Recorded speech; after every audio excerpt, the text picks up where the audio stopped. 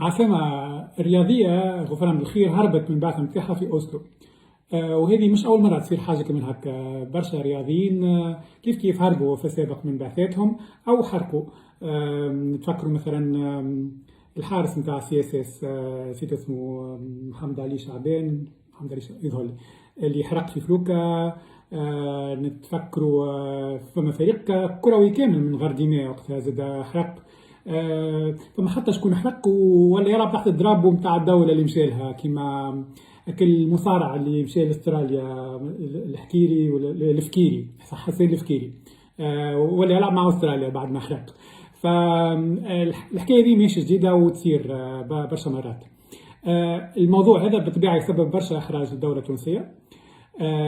هو احراج مفهوم بالطبيعه، والاحراج هذا يتقاسموه المعلقين، زاد تلقاهم منقسمين بين شكون يلوم على الرياضيين هذوما على اساس ما همش وطنيين، وفما شكون يلوم على الدوله ويقول انها ماهيش قاعده تدعم فيهم بالشكل اللازم. لكن الاكيد اللي عندنا مشكله كبيره برشا في المجال هذا، وان الدوله ماهيش قادره على حلها. خلينا نفكوا شويه المساله هذه باش نعرفوا كيفاش نحلوها. انت عندك رياضيين يمشيوا يشاركوا في مسابقات دوليه تتطلب برشا تحضير بدني وتتطلب بنيه تحتيه وتمويل. وانت لا عندك لا تمويل ولا البنيه التحتيه باش تخلي الرياضيين هذوما يمشيوا يشاركوا بمنطق الربح ومش فقط يجربوا في حظهم. داكوردو. فالمشكله هو ان مازلنا في موديل يعامل الرياضه على انه قطاع غير ربحي ومجرد قطاع جرب في حظك. اللي هو موديل ديباسي وما عادش ينجم يهزنا لبعيد، خاطر انت توا تتعامل مع صناعه كامله في العالم، والشيء هذا مش خاص بالرياضه بركه، حتى في مجالات اخرى كما السياحه كما الثقافه هي نفس المشكله. انت في تونس تتعامل معهم على انهم قطاعات غير ربحيه، في الخارج هم صناعات يجيبوا في الفلوس، فانت داخل في منافسه ماكش قدها، وبالطبيعه باش تخسر في جميع الاحوال. فالمأزق هذا اللي احنا دخلنا فيه ما نخرج منه كان بتغيير طريقه تنظيم الرياضه في تونس، وكذلك باش نحط معها الثقافه والسياحه، خاطر ان يقول لي هذوما باكيج واحد ما تنجمش تفصلهم على بعضها. علاش نقول باكيج واحد؟ خاطر كيف تشوف مثلا تجربه دوله كيما كوريا الجنوبيه، اللي في عمري يتفكر الاولمبياد نتاع 1986. كانت تفكروا الاولمبياد هذاك استعملته كوريا سيول 1986 باش تخرج للعالم على انها دوله متقدمه. داكور. دونك هذاك كان اول انونس ليها اني موجوده ككوريا.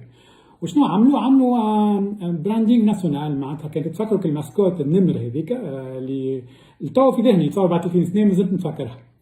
الماسكوت النمر معناتها الناس كل قعدت في اذهانها على خاطر كوريا استعملتها باش تسوق روحها. يعني الايفينمون هذاك ما كانش فقط ايفينمون رياضي، كان ايفينمون رياضي ثقافي سياحي اعلامي، الكل في نفس الوقت.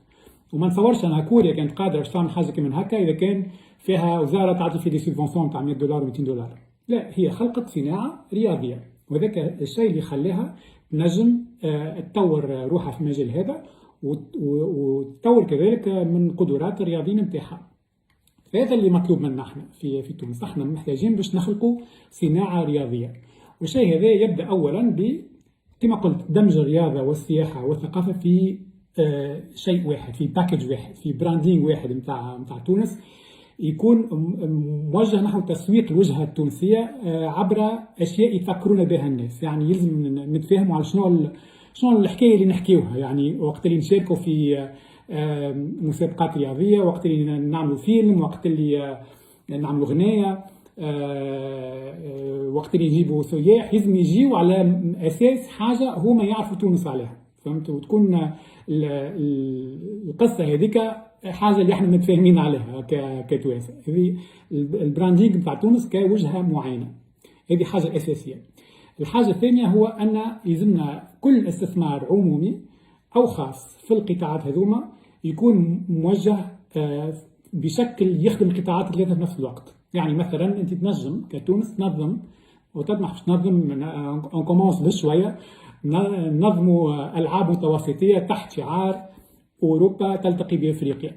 ويشاركوا فيها فنانين توانسه يعملوا اغاني على التيم هذايا. اذا كان تونس تحب تسوق روحها ك الليان بين اوروبا وافريقيا، ولا الجسر بين افريقيا واوروبا، الفنانين هذوما يعملوا ان تيم في الغناء نتاعهم اللي يخلي الالعاب المتوسطيه هذيا والغناء التيماتيك نتاعهم، وربما يعني حاجات اللي خاصه بالسياحه زاده في وسط الالعاب المتوسطيه هذوما، يجيبوا ارباح في نفس الوقت للقطاعات الثلاثه في نفس الوقت.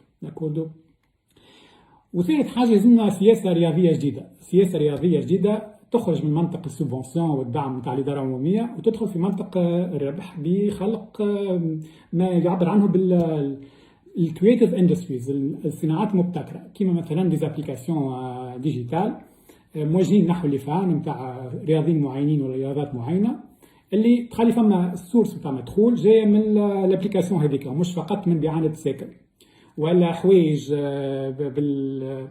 بالسيناتور نتاع الرياضيين ولا خاصه بالقطاعات اللي هما ولا الرياضات اللي هم يلعبوا فيها. فحاجه اللي تخلي المدخول نتاع الرياضه ما يجيش فقط من عند الدوله ومن عند الساكن اللي تبيع فيها. فالفكره الكل هو ان نعاودوا ننظم قطاع الرياضه بشكل يخليه صناعه ربحيه ومش قطاع غير ربحي، ويدمجها كذلك مع السياحه والثقافه تحت شابو كبير هو البراندينج نتاع الوجهه التونسيه. وهذا باش يخلي الرياضيين المدخول نتاعهم يزيد، ويخليهم ما يفكروش انهم يهربوا وقت يسافروا في الخارج. حاطين رايك.